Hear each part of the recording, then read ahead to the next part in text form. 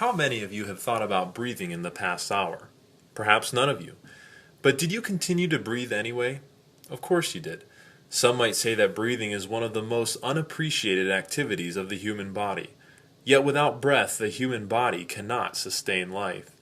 Similar to breathing, a transportation system is one of the most unappreciated elements of a robust economy. We drive on our roadways every day, but rarely stop to consider just how crucial the transportation system is to our local economy and personal financial well-being.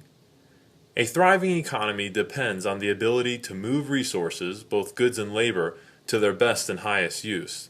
If a region lacks a transportation network or a region's transportation network is overly congested, then resources cannot be properly allocated and the regional economy will suffer. The Eastern Shore Metropolitan Planning Organization, or MPO, focuses on transportation planning in the Eastern Shore area of Baldwin County. The MPO's planning area is shown by the solid blue line on the map. As of 2010, approximately 98,000 people lived in the MPO planning area, approximately 41,500 people worked in the planning area, and approximately 20,000 students attended public and private schools throughout the planning area. The MPO is charged with estimating future population, employment, and school enrollment in the planning area. In 2013 and 2014, the MPO prepared projections for 2020 and 2040. Rapid growth has been projected for Baldwin County by several independent groups. The MPO's population, employment, and school enrollment is projected to increase 21% by 2020 and 67% by 2040. This means that by 2040, the Eastern Shore will be home to approximately 66,000 new residents, 28,000 new jobs, and 13,500 new students, which will require 16 to 18 new schools. The Eastern Shore MPO programmed all this information into a computer model to get some idea how the projected growth will impact our roadways. When working with computer models, it is important to remember the words of statistician George Box, who pointed out that all models are wrong, but some are useful. Just like hurricane computer models, roadway computer models are imperfect tools that scientists and engineers use to predict what might happen in the future. First, the MPO programmed the 2010 data into the model. The final model output is a color-coded road map. Roads shown in red and orange indicate serious congestion problems. Not surprisingly, the 2010 model identified congestion issues on US 98, State Highway 59, Interstate 10, US 90, and US 31. Keep in mind that this first map is for 2010, 4 years ago. Next, the MPO programmed the 2020 data into the computer model, assuming no new roadways or roadway improvements from 2010 to 2020. The 2020 outputs identified more congestion issues on the existing network and added State Highway 181, County Road 13, and the Causeway. Finally, the MPO programmed the 2040 data into the computer model, still assuming that no network changes are made between 2010 and 2040. The 2040 outputs show a completely congested road network. According to the computer model, in 2010, commuters drove approximately 3.3 million miles every day on the major roads and collectors in the planning area. In 2020, that number increased to 4.2 million miles. In 2040, that number increased to 10.9 million miles. The model also calculated the number of hours spent on the roadway each day for commuters. In 2010, commuters spent 69,500 hours a day on the major roads and collectors in the planning area. In 2020, the travel time increases to 95,500 hours, and in 2040, the time increases to 2.1 million hours. Again, these numbers assume that there are no changes to the transportation network from 2010 to 2040. Using the total miles traveled and the total travel time from 2010 and 2020, the MPO calculated and compared the time to make identical trips in 2010 and 2020. In 2020, a 1-mile drive will take 5 seconds longer than a 1-mile drive in 2010. This translates to an additional time cost in 2020 of $62,620 per day. Over the course of 10 years, this additional time will cost the Eastern Shore approximately $115 million. Who will pay for this $115 million in lost time? The answer? We all will.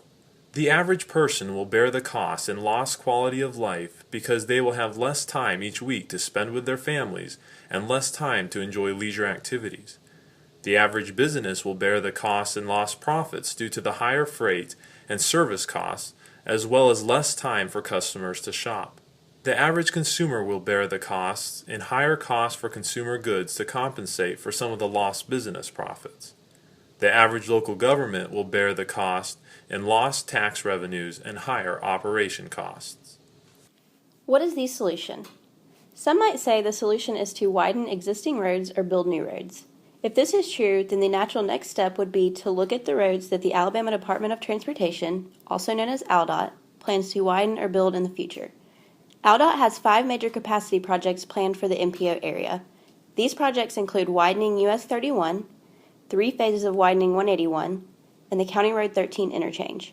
Though arguably needed now, none of the 5 projects are scheduled to be built until after 2020, and some are scheduled as far back as 2027 and 2046. The cost of doing these projects at the scheduled ALDOT date is $227.2 million, while the 2014 cost of the projects are $117.5 million. Where is the money? One thing is certain, the MPO does not receive enough project funds to pay for these projects. The MPO receives $1.2 million of federal funds each year. With the 20% match, the amount is $1.5 million each year. Over 10 years, this will theoretically total $15 million. However, MPO project funds can only be saved for 4 years, which means the MPO cannot save up more than $6 million. Can we count on ALDOT for funding? Let's leave the answer to this question open for a moment. The citizens of Baldwin County generate approximately $57 million each year in federal, state, and county fuel tax. These funds come from a 39.4 cent per gallon tax on gasoline and a 48 cent per gallon tax on diesel. A small amount of these funds stay with the county, but the majority goes up to the state or federal government and then trickles back down to the county through various revenue streams. Some of the funds go to support infrastructure improvements on the major corridors in the state that we rely on to bring people to our area. A large chunk of the money goes into ALDOT's budget every year, but disappears quickly as it is divided up to cover the costs of ALDOT's many responsibilities. One might be able to argue that Baldwin County should be receiving a couple $1,000,000 more each year out of the money it sends up to the state. However, a couple $1,000,000 extra each year will not pay for the needed roadway improvements. Can we count on ALDOT for funding? Probably not. ALDOT has identified $9 billion in new road projects or road widening projects, but only has $150 million budgeted each year to pay for these projects. A closer look reveals that Alabama and most other states are facing serious problems when it comes to funding major road projects. Let's take a look at some historical trends in funding. Starting around 2004 and 2005, ALDOT's annual revenue began to flatten. There are a number of reasons for this trend. First, new standards for fuel efficiency pushed by the federal government have resulted in more fuel-efficient vehicles that can travel longer distances on 1 gallon of fuel.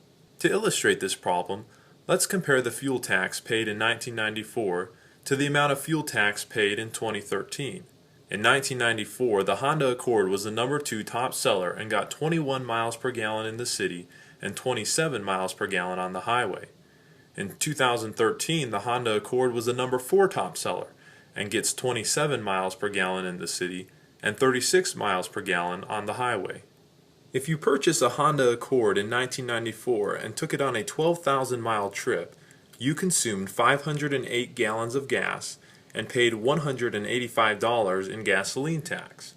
On the other hand, if you purchase a Honda Accord in 2013 and took it on a 12,000-mile trip, you consumed 389 gallons of gas and paid $142 in gasoline tax.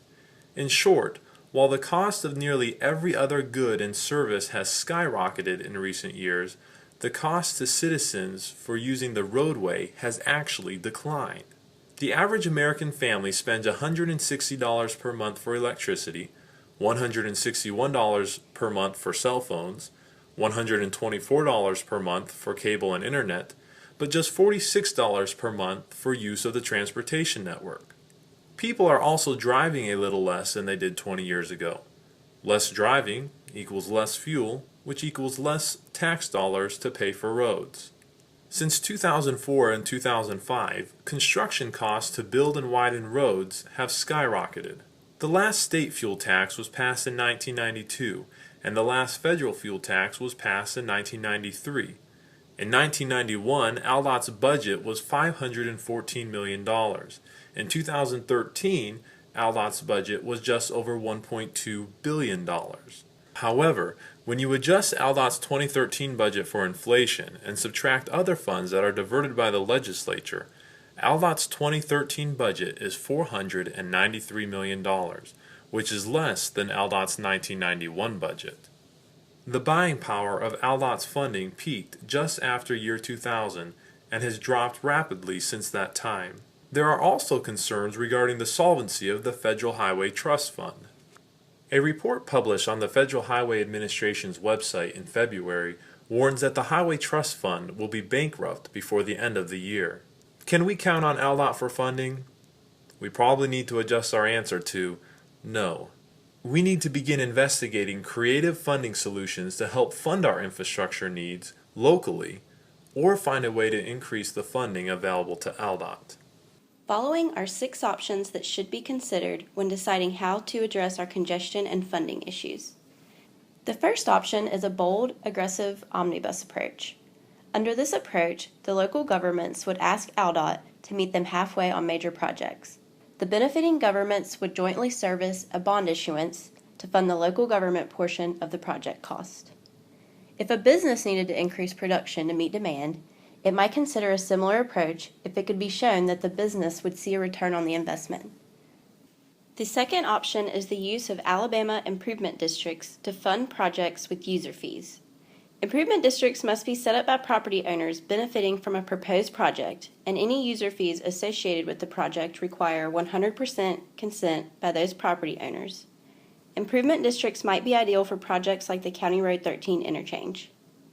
A third, less costly option would be for the MPO to spend its money on the implementation of Intelligent Transportation System, or ITS projects.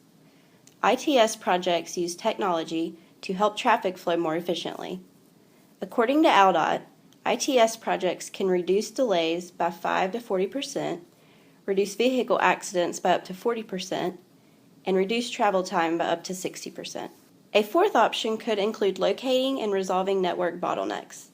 This process would involve locating congestion points at schools, shopping centers, and similar locations, and resolve these bottlenecks by building turning lanes and similar improvements. A fifth option would be leveraging the Neighborhood Infrastructure Incentive Plan Act of 2011 to fund small projects. This act allows homeowners to join forces to fund a project for which they will receive a tax credit of up to $1,000 a year for up to 10 years.